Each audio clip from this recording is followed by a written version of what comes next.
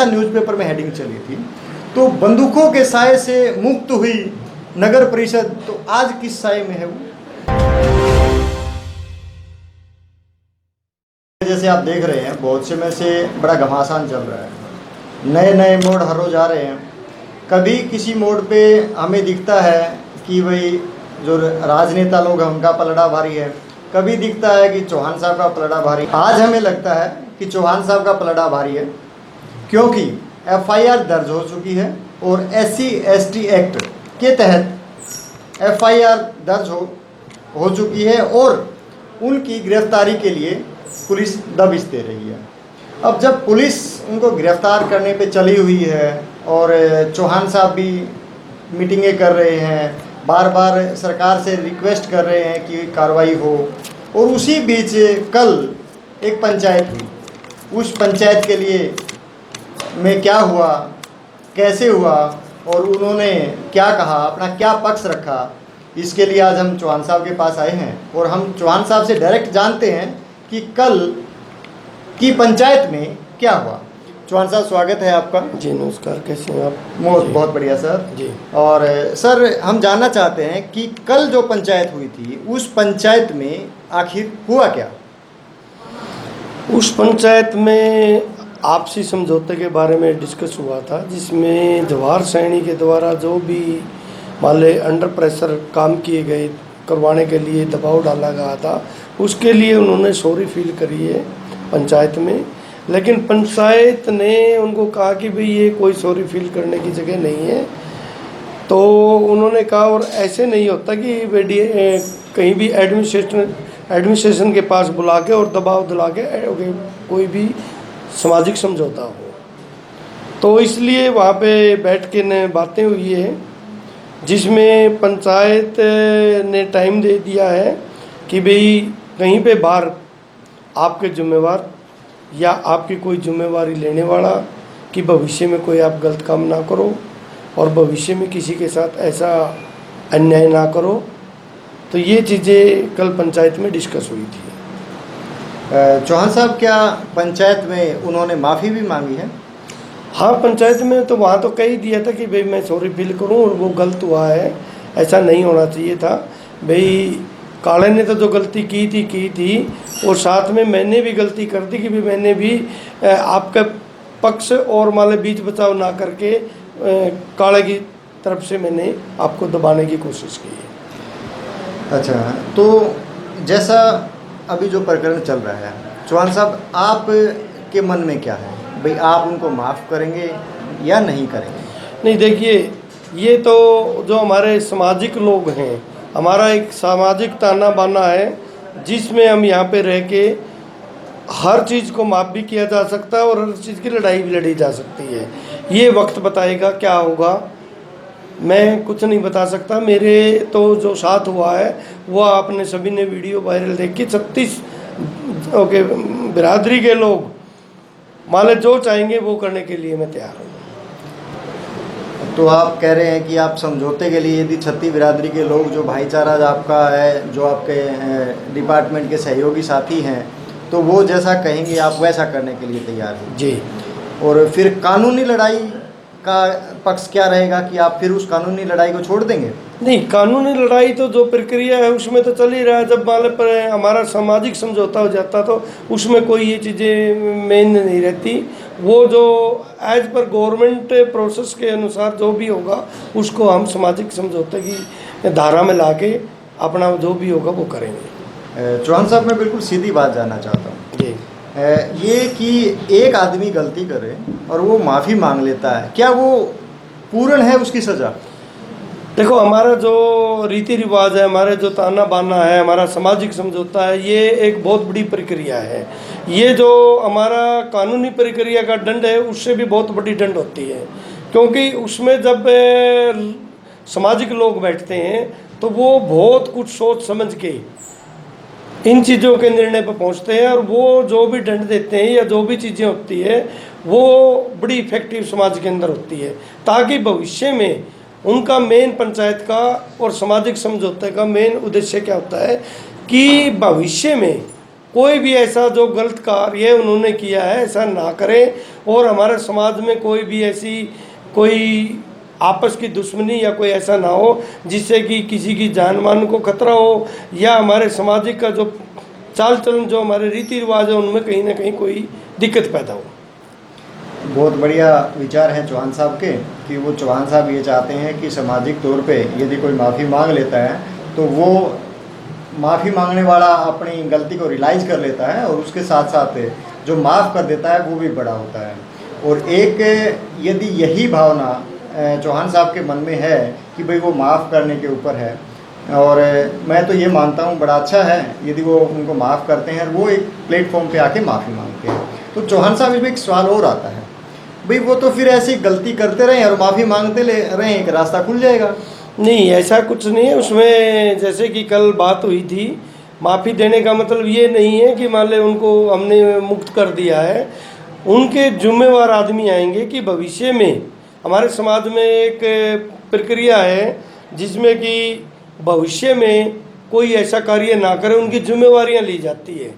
और वो जिम्मेवार जो मौजूद आदमी होते हैं, जो शहर के हमारे मुखिया आदमी होते हैं, उनको लिया जाता है। उन्हीं की जिम्मेवारी होगी और उन्हीं की आगे जवाबदेही होगी अगर ये ऐसा कोई गलत काम करते हैं तो। चौहान साहब का कहना है कि अब ये माफ़ी मांगेंगे तो आगे आने वाले टाइम में वो कोई भी गलती नहीं करेंगे, बिल्कुल साफ स्वच्छ, कुछ भी गलती किए बगैर वो जीवन व्यतीत करेंगे। देखो चौहान साहब ठीक कर रहे हैं अपने हिसाब से, लेकिन मुझे नहीं लगता, मुझे इसका डाउट रहता है, क्योंकि गलती करने वाला इंसान एक बार गलती कर सकता है, 2 बार 3 बार, और बार बार यदि गलती करता है तो वो जानबूझ के होता है। जैसे हमने पिछले प्रकरण में देखा, 4-5 वीडियो उनके सामने आई हैं, तो उन सभी में ऐसा ही देखा गया है कि वो आदी हो गए हैं इस चीज़ के। और चौहान साहब मैं एक चीज़ और जानना चाहता हूँ, धर्मेंद्र पहलवान जी हैं, उन्होंने एक बयान दिया, उसमें उन्होंने कहा कि बंदूकों के साए से मुक्त हुई नगर परिषद। ऐसा बयान जब जवाहर सैनी जी की वाइफ ने शपथ ली थी, यहाँ आए थे, बैठे थे, तो ऐसा न्यूज़पेपर में हेडिंग चली थी। तो बंदूकों के साए से मुक्त हुई नगर परिषद, तो आज किस साए में है वो? देखिए, जिस दिन से ये प्रकरण हुआ है उस दिन से यहाँ कोई भी ऐसी घटना नहीं है, ना कोई बंदूकों वाली है, ना कुछ ऐसा है। उससे पहले सरेआम रिवॉल्वर टांग के ज़बरदस्ती काम करवाना, रिवॉल्वर दिखाना, तो ये ऐसी चीज़ें रही हैं। क्योंकि मैं पहले भी 1.5 साल रहा हूँ, तब भी ऐसा रहा है। अगर कोई कर्मचारी नहीं करता तो उसको दिखा के ऐसे करते हैं कि भाई ये दिक्कत है। तो ये चीज़ें बहुत गलत थी, लेकिन पाप का घड़ा भरता है। हमारी सामाजिक कहावत है ये कि कभी न कभी बुरे का अंत आता है। इन्होंने जितने भी काम किए, जो भी टेरर फैला के माले कार्य करवाए हैं, अब इनका बुरा वक्त आ चुका था, इस चीज़ का पाप का घड़ा भर चुका था।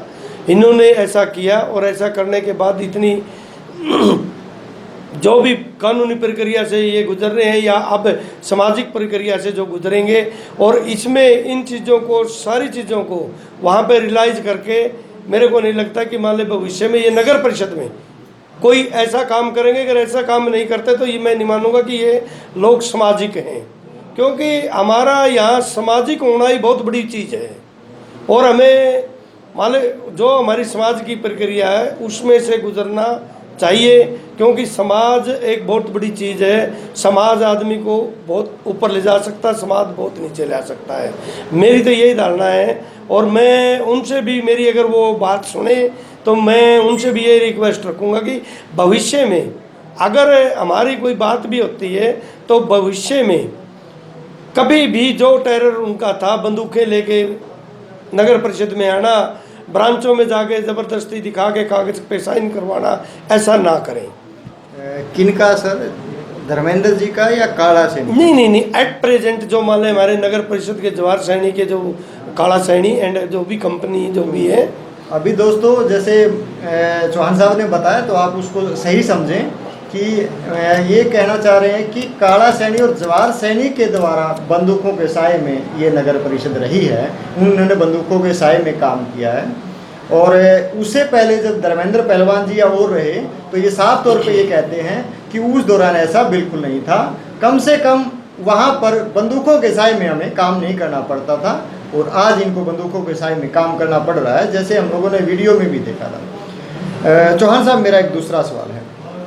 अभी आप पीछे काफ़ी समय से रहे हैं, अभी भी कंटिन्यू है, तो इन्होंने नगर परिषद और शहर को भी बहुत नुकसान पहुंचाया होगा ऐसे कार्य करके। कुछ गलत फाइलें भी निकल गई होंगी, गलत नुकसान भी हो गया होगा, उसकी भरपाई कैसे होगी? उसकी भरपाई तो देखो, जो गलत काम हो गए या तो कानून अपना काम करे, यहाँ की जो जांच है वो जांच हो, या फिर गलत कार्य करने वाले को परमात्मा जरूर देखता है, देर से बेर जरूर लगती है, लेकिन मेरी अपनी सोच है कि गलत कार्य करने वाले को परमात्मा नहीं बख्शता। दोस्तों, मैं अब कहना चाहता हूँ कि यदि कोई गलत काम करता है, गलत फाइल साइन होती है, गलत फाइल को आगे बढ़ाया जाता है, तो उसके अंदर एक फाइनेंशियल पैसे का आदान प्रदान होता है। आदान प्रदान समझें तो गवर्नमेंट से एक पैसा आता है और उस फंड को जिम्मेवारी होती है जो हमारी नगर परिषद की कि वो उसको डिस्ट्रीब्यूट करे, और लगाने की जिम्मेवारी ईओ साहब और उनके अधिकारियों की होती है कि वो सही जगह पर लगे। यदि वो सही जगह पर नहीं लगता और वो पैसा खराब हो जाता है, तो वो पैसा जनता का है, तो वो जनता जाने कि उसका क्या करना है। और जैसे चौहान साहब ने तो बता ही दिया कि प्रशासन करेगा, तो क्या आप इसकी इंक्वायरी के लिए भी लिखेंगे सर आगे? मैं ऑलरेडी पहले लिख चुका हूँ। माननीय हमारे मंत्री जी हैं अर्बन लोकल बॉडी के, अनिल विज जी, उनको मैं उनकी मेल पे सारी चीज़ें, बहुत सारी चीज़ें डाल चुका हूँ, जिसमें अगर वो चाहें, सरकार चाहे तो उसमें एक्शन ले सकती है और जितने भी जो धांधलीबाजी है उसमें अपना कार्य कर सकती है।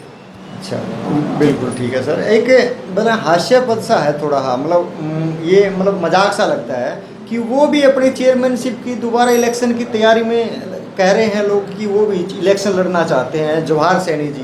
तो क्या होगा, मतलब आपको क्या लगता है? देखिए, वो उनका अपना पर्सनल विवेक है, आप उनसे जानिए, वो तो अपना उनका है। मैं क्या कर सकता हूँ इसमें? यदि मैं शहरवासियों को ये कहना चाहता हूँ कि यदि आज उनका ये प्रकरण है कि वो एमसीओ के द्वारा चुन के आए हैं, यदि जींदवासियों ने ऐसा किया, मुझे नहीं लगता है कि जींदवासी ऐसा करेंगे, फिर भी हो सकता है, किस्मत का नहीं पता होता, तो मुझे लगता है कि जींद का फिर भगवान ही मालिक है और भगवान ही बचा सकता है, क्योंकि ऐसे लोगों को हम लोग नहीं चाहते कि वो दोबारा चुन के भी आएँ। मैं तो ये कहूँगा कि वो दोबारा से एमसी भी नहीं बन पाए, ऐसे हम लोगों को प्रयास करना चाहिए। ऐसे भ्रष्ट लोगों का हमें बहिष्कार करना चाहिए, हमेशा ही करते रहना चाहिए। भ्रष्ट लोग ना तो राजनीति में आ पाएँ और ना ही किसी कुर्सी पर बैठ पाएँ, ऐसा हमारा प्रयास रहना चाहिए।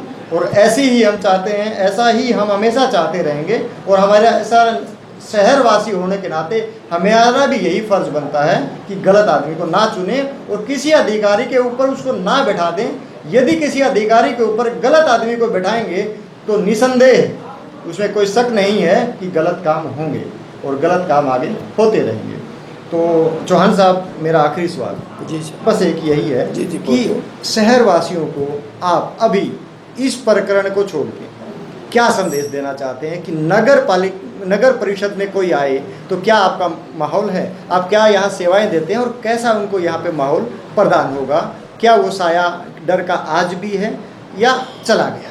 मैं पूरे नगर परिषद जींद के सभी शहरवासियों को आश्वासन भी दिलाता हूँ और मेरी कार्यशैली से भी लगभग जो मेरे नगर परिषद में आया वो माले संतुष्ट भी है कि नगर परिषद में आए, कोई भी कार्य है अपनी विंडो से करवाएं। अगर किसी को कोई प्रॉब्लम आती है तो मैं यहाँ बैठता हूँ, तो लगभग मैं शाम तक बैठा रहता हूँ। तो किसी को कोई प्रॉब्लम मेरे पास आए, उसको मैं आश्वासन भी दिलाता हूँ कि मैं उसी टाइम उसको सॉल्यूशन निकाल के उसका कार्य करके उसी टाइम देते हैं। और लगभग मैं आपके माध्यम से ये चीज़ भी मैं बताना चाहता हूँ कि मेरे कार्यकाल को लगभग 4-4.25 महीने हो गए हैं।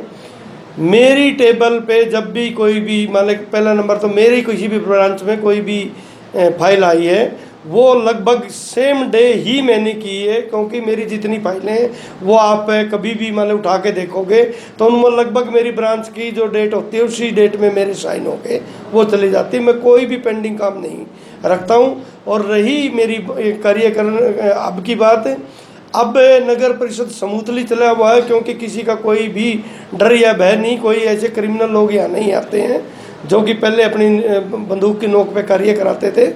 तो इस प्रकरण के बाद नगर परिषद का माहौल बहुत अच्छा सुधरा है। मैं सभी जींद वासियों को अपील करता हूँ कि आप नगर परिषद में अगर कोई काम है तो आपका कार्य दिवस पे आइए और आपका कार्य किया जाएगा। धन्यवाद चौहान साहब, आपने हमें इतनी अच्छी जानकारी दी और ये बताया कि अभी तक क्या चल रहा है। दोस्तों, जैसे कि चौहान साहब से हमारी बात हुई है और हमने इस प्रकरण में पूरा खुल के बात की है, और पूरे खुल के बात करने में जो हमारे सामने आया है वही यही आया है कि अभी वो बंदूकों के साए में काम करने वाला समय जा चुका है। अभी शांति और प्रेम से काम करने वाला समय है। इसी प्रकरण को आगे लेते हुए, इसी सिस्टम को आगे बढ़ाते हुए चौहान साहब इसमें प्रयासरत रहते हैं। और जहाँ तक मेरा मानना है कि अभी ना ही तो कोई बुरा आदमी चुन के आएगा और ना ही किसी अधिकारी को इस चीज़ का डर होगा कि वो बंदूकों के साए में काम करे या गलत फाइल को आगे प्रोसेस करे। धन्यवाद। मैं पवन अहलावत, सिटी जींद से।